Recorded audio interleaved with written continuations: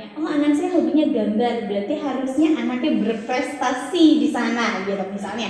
Mau menunjukkan kemampuannya pada menggambarnya gitu. Haruskah itu? Nah, itu bagus yang perlu digarisbawahi bahwa itu tidak harus. Oh, gitu. oke.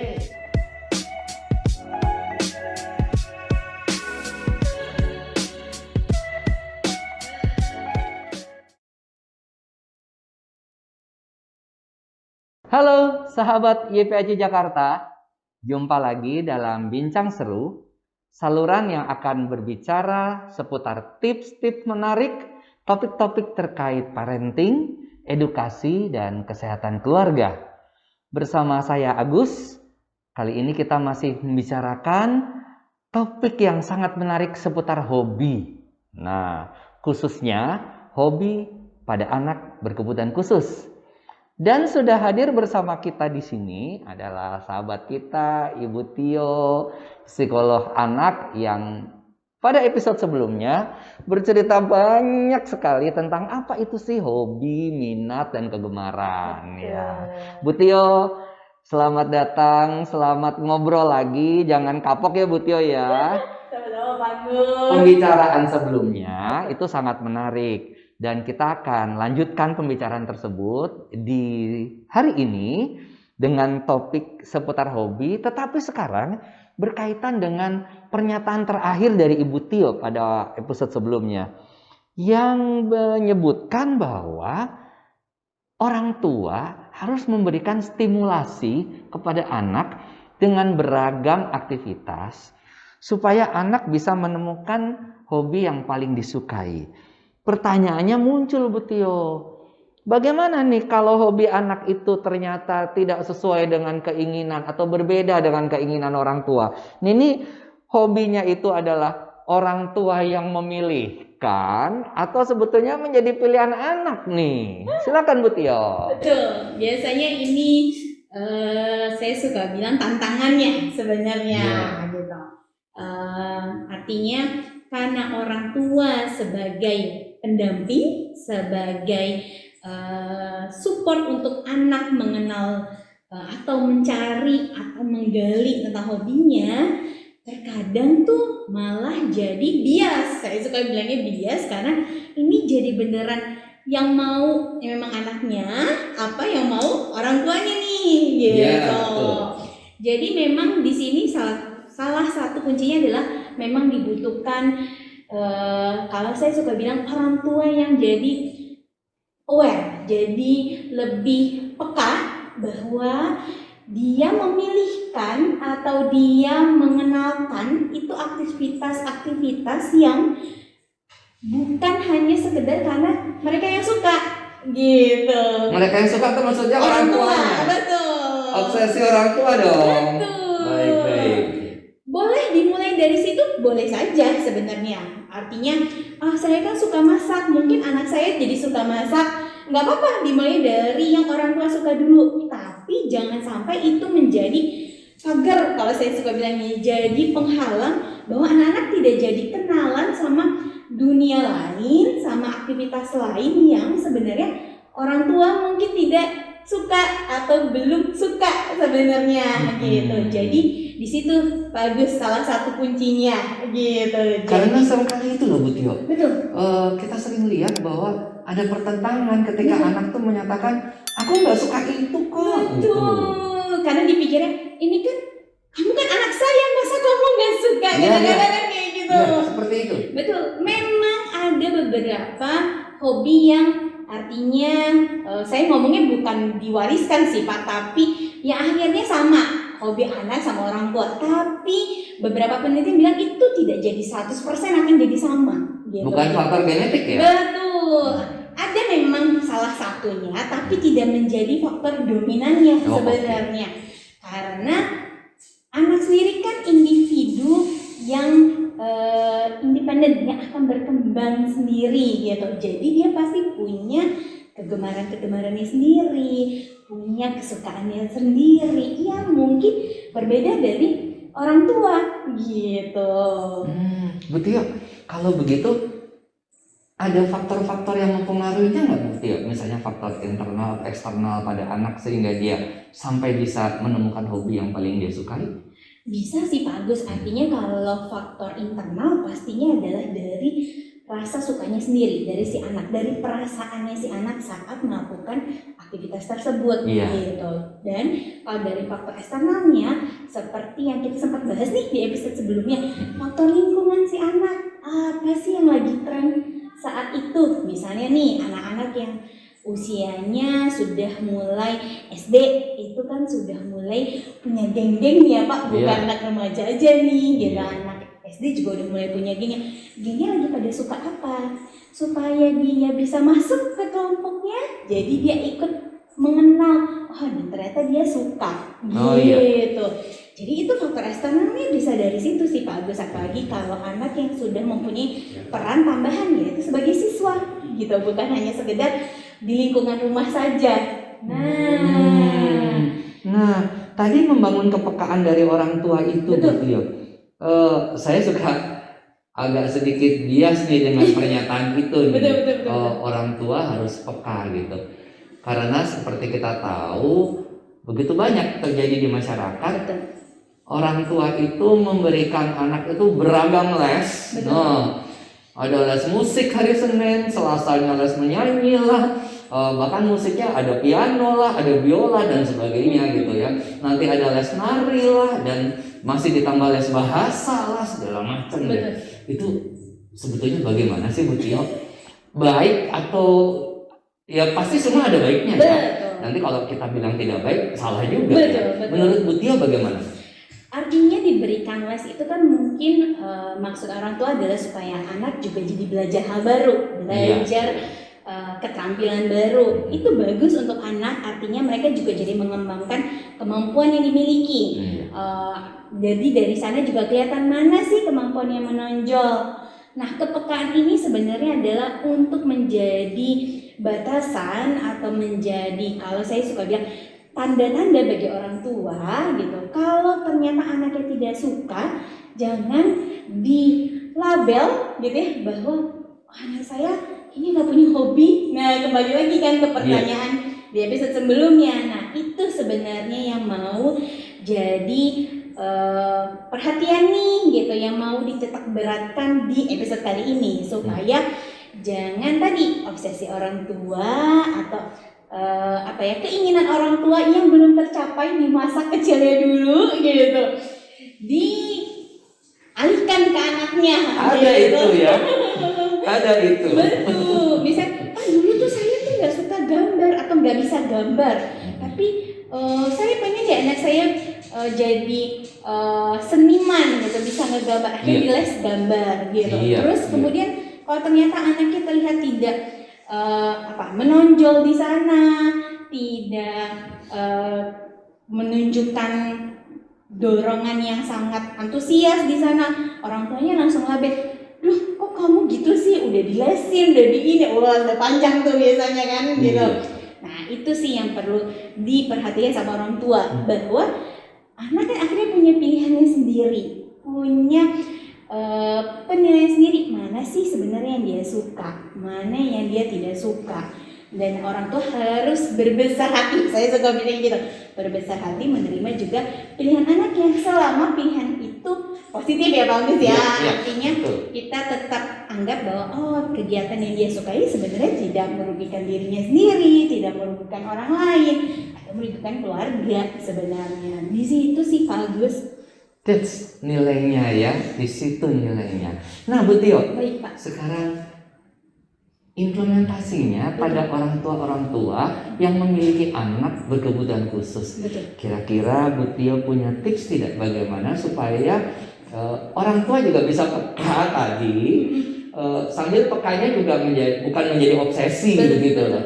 Terutama karena kita sama-sama tahu bahwa anak berkebutuhan khusus kadang-kadang memiliki kesulitan di dalam mengekspresikan atau menyampaikan keinginan dia gitu. Bagaimana Bu Tio? Ada tips-tips khususnya nggak untuk itu? Tipsnya salah satunya adalah bersabar. Kalau saya suka bilang, bersabar itu artinya mengikuti prosesnya Pak Agus, bahwa proses menemukan hobi, menemukan kegemaran, menemukan yang menjadi kesukaan itu pasti tidak akan jadi proses yang instan, tidak menjadi proses yang singkat begitu, apalagi untuk anak-anak dengan kebutuhan khusus nih gitu. Pasti akan butuh usaha yang lebih besar gitu ya, waktu yang lebih panjang untuk mereka juga menemukan mana yang mereka sukai. Dan peka di sini artinya adalah orang tua bisa menangkap sinyal dari anak kapan ya mereka itu mau mengulang lagi aktivitas itu, bersemangat menanti harinya les misalnya, atau hari melakukan kegiatan tersebut atau kegiatan hobi itu. Atau ada minat yang kalau disuruh melakukan kegiatan ini kelihatannya lebih bersemangat gitu ya. Nah, misalnya gitu ya. Betul. Jadi peka menangkap sinyal. Iya. Saya catat itu. Biasanya kan anak-anak juga menampilkannya secara nonverbal. Iya. Betul. Tidak dengan hanya pernyataan atau kalimat nih, tapi dilihat dari kalau disuruh siap-siap, disuruh untuk berangkat, nggak lama nih gitu, nggak drama kalau saya sebutnya gitu. Jadi banyak kejadian seperti itu. Betul. Jadi mereka bersemangat untuk menantikan gitu berlangsungnya aktivitas tersebut. Nah, di situ bisa jadi tanda si bagus gitu. Jadi memang kalau tipsnya adalah yaitu ikuti prosesnya, bersabar di sana, dan ya kenali tanda-tandanya gitu, peka terhadap tanda-tanda yang diberikan sama anak-anak kita gitu. Nah, sahabat YPC Jakarta, ada satu pertanyaan yang sangat menggelitik saya, dan ini akan saya tanyakan sekarang pada Bu Tio. Kalau bicara hobi, minat, itu bisa sih atau tidak menjadi sesuatu di kemudian hari? Gitu. Ya, biasanya kan kalau beberapa pengalaman saya dengan orang tua gitu kan, kalau anaknya, anak saya hobinya gambar, berarti harusnya anaknya berprestasi di sana gitu. Misalnya mau menunjukkan kemampuannya pada menggambarnya gitu. Haruskah itu? Nah, itu bagus yang perlu digarisbawahi bahwa itu tidak harus. Gitu. Iya. Seperti yang saya ungkapkan di episode yang pertama, jadi atau episode sebelumnya, bahwa hobi itu kan dilakukan untuk kesenangan. Kalau yang sudah menjadi minat, anak akan terdorong untuk mau menunjukkan, mau menggali lebih dalam, dan mau mencari tahu lagi lebih dalam mengenai aktivitas tersebut gitu. Jadi apakah dari hobi pasti akan selalu menjadi minat? Belum tentu. Tapi apakah bisa? Bisa gitu. Dan apakah dari minat ini akhirnya berkembang jadi karir? Itu juga faktornya masih banyak lagi nih bagus gitu. Karena kalau dari tahapan perkembangan karir, minat itu untuk menjadi sebuah karir, dilihat lagi nilai-nilai yang diatur sama si anak sendiri gitu.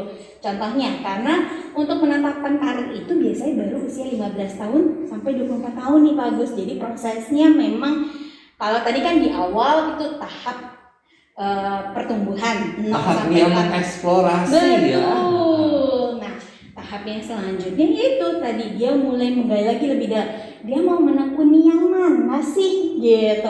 Itu 14 tahun ke atas tuh baru benar-benar tumbuh keinginannya gitu, untuk tahu ini akan menjadi karirnya atau bukan, profesi yang ingin digeluti sama anak tersebut atau tidak.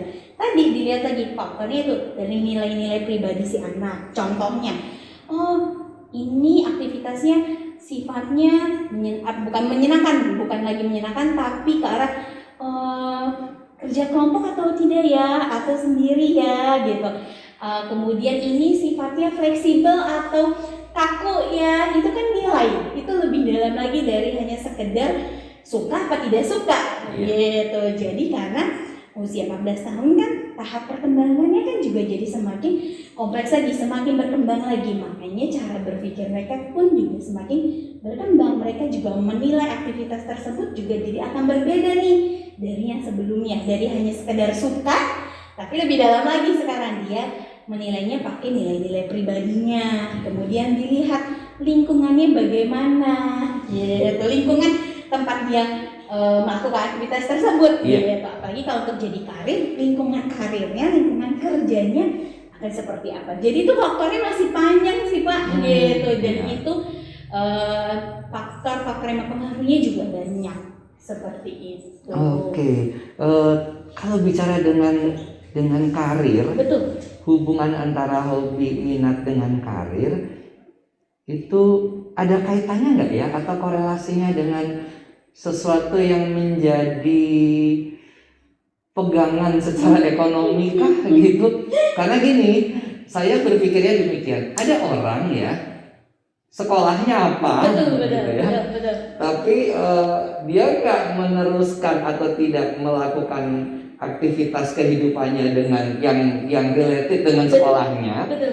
Tapi dengan hobinya ini menjadikan sesuatu menguntungkan secara finansial buat dia gitu kan. Itu gimana tuh Bu Tia? Betul. Jadi sebenarnya tidak setiap individu atau setiap orang akan menjadikan hobinya atau menjadikan kegemarannya menjadi sebuah profesi yang akhirnya, kan kalau tahap perkembangan di usia dewasa berarti dia harus secara mandiri secara finansial, atau kalau kita pakai bahasa mencari uangnya di sana begitu ya.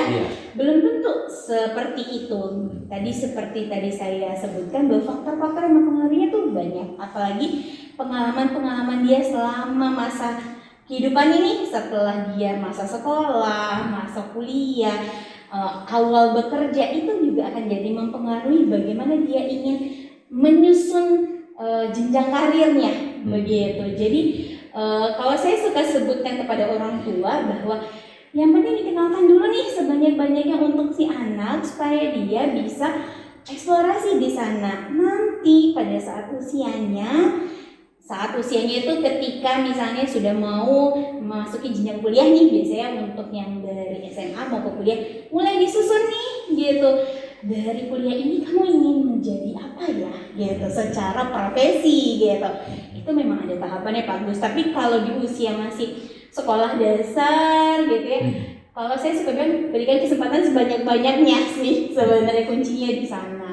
Walaupun kemudian sebetulnya antara karir atau profesi dengan hobi itu bisa tidak atau bertolak belakang. Betul. Karena ada juga loh, banyak sekali contohnya dokter tapi hobinya bermusik gitu loh, atau pengacara hobinya masak gitu kan ya. Betul. Artinya apakah itu menjadi pilihan yang tidak tepat? Tidak, saya tidak bisa bilang seperti itu, bahwa setiap orang kan pasti punya pertimbangannya sendiri. Cuma kan orang tua bisa membantu anak untuk tahu atau ingin berkarir di mana adalah dengan dia tahu dulu nih hobinya. Apakah dari hobi itu akan merujuk kepada karir? Masih 50-50 gitu, masih bisa ya, masih bisa tidak. Itu seperti jembatan berarti ya. Tergantung nanti jalannya akan kemana. Yang penting kan tadi saya bilang bahwa orang tua sudah kasih kesempatannya gitu. Jangan sampai nanti ketika usianya sudah dewasa dia malah bingung gitu. Kebingungan ingin berkarir seperti apa, ingin menekuni hal apa, karena dulunya tidak dapat kesempatan itu. Nah itu sih Pak gitu, untuk bentuk antisipasi jadinya. Jadi paling tidak jika dari awal, dari masih anak-anak itu dia sudah punya sesuatu yang dia minati, dan itu bisa berupa hobi misalnya begitu, setidaknya itu bisa jadi dasar pemikirannya dia bahwa mungkin tidak ini menjadi sesuatu yang bisa menjadi pegangan dia di kemudian hari ya. Walaupun itu tidak harus ya. Tidak harus. Karena bisa saja setelah dia sekolah ternyata dia mengambil karirnya atau mendapatkan kehidupannya dari ilmu yang dia pelajari di bangku sekolah. Betul. Ya. Karena itu tadi dia Pak Agus, tujuannya adalah utama dari hobi kan sebenarnya anak jadi kayak, oh saya ternyata bisa ini ya. Ternyata saya bisa ini. Itu kan akan membantu anak juga mengumpulkan, oh ternyata saya tuh mampu loh gitu, saya bisa loh. Itu menjadi rasa percaya dirinya anak juga, menambah bahwa dia mampu untuk melakukan apa gitu. Nanti kan pengalaman-pengalaman akan membuat dia juga jadi makin berkembang lagi nih analisisnya. Saya suka bilangnya berkembang lagi nih bahwa oh ternyata saya ingin deh menekuni seperti ini gitu. Jadi kalau tadi orang tua sempat ada yang bilang, berarti kalau anak saya suka gambar jangan terlalu dalami ke gambar. Oh bukan gitu juga, jangan disalah kaprahkan pembicara kita ini bahwa oh anaknya suka gambar, oke kita berusaha memfasilitasi, mengajak anak untuk mengikuti nih beberapa misalnya lomba atau aktivitas menggambar. Tapi juga tidak menutup kemungkinan anaknya tetap dikenalkan dengan yang lain. Nanti anaknya juga akan memilih kok dia akan lebih cenderung fokus kemana gitu. Orang tua akan bisa lihat itu gitu. Jangan sampai tadi saya bilang bagus karena berharapnya anaknya jadi pelukis, jadi aktivitasnya semua yang berhubungan dengan gambar semua gitu. Yang lainnya tidak dikenalkan. Sedangkan sebenarnya anaknya bukan karena tidak suka, tapi karena nggak pernah kenalan nih gitu. Makanya jadinya hanya tahu melukis saja gitu atau menggambar saja. Baik, terima kasih Bu Tio. Baik. Luar biasa obrolan kita hari ini. Dan untuk menutup, boleh tidak saya minta satu statement, closing statement dari Bu Tio yang terkait dengan hobi untuk para orang tua, khususnya yang memiliki anak-anak berkebutuhan khusus. Oke, baik bagus. Jadi buat para ibu-ibu yang mendengarkan siaran ini, jadi perlu diingat bahwa hobi itu manfaatnya banyak sekali, baik untuk masa saat ini atau masa anak sampai mereka dewasa. Jadi ini berkelanjutan. Jadi jangan putus asa, jangan cepat menyerah kalau anaknya menolak gitu. Tapi terus dorong anak-anak kita untuk mau berkenalan dengan berbagai aktivitas, mau mencoba hal baru. Akhirnya nanti akan kelihatan nih gitu. Apa sih yang menjadi kegemaran atau hobinya atau bahkan sampai minatnya anak gitu Pak Agus. Terima kasih Bu Tio. Wah, seru sekali ya, sesuai dengan nama channel kita yaitu Bincang Seru. Pembicaraan kita pada hari ini bersama Ibu Tio, psikolog anak kita, sahabat kami semuanya. Terima kasih Bu Tio, luar biasa sharingnya, tips-tipsnya, mudah-mudahan menguatkan kita semua. Sahabat YPC Jakarta, jangan pernah ketinggalan perbincangan seru kami yang lainnya seputar parenting, edukasi, dan kesehatan keluarga. Masih banyak sekali yang bisa kita berikan dan masih banyak hal-hal yang ingin kami bagikan, kami diskusikan, kami perbincangkan di sini dalam Bincang Seru. Dan untuk itu, jangan lupa untuk like, komen, dan subscribe channel ini. Ya. Bu Tio juga jangan lupa Bu Tio di subscribe ya Bu Tio ya. Oh sudah ya. Dan jika sahabat YPC Jakarta menyukai, maka boleh diklik loncengnya dan nanti kita akan mendapatkan panduan-panduan notifikasi untuk informasi kegiatan selanjutnya atau materi-materi selanjutnya. Dan juga sharekan YouTube channel kami ini, podcast kami ini, saluran kami Bincang Seru untuk sahabat YPC Jakarta. Semoga bisa menjadikan banyak manfaat buat kita semua dan buat masyarakat di sekitar kita. Kita ketemu lagi dalam Bincang Seru dengan tema-tema yang lebih menarik lainnya. Salam!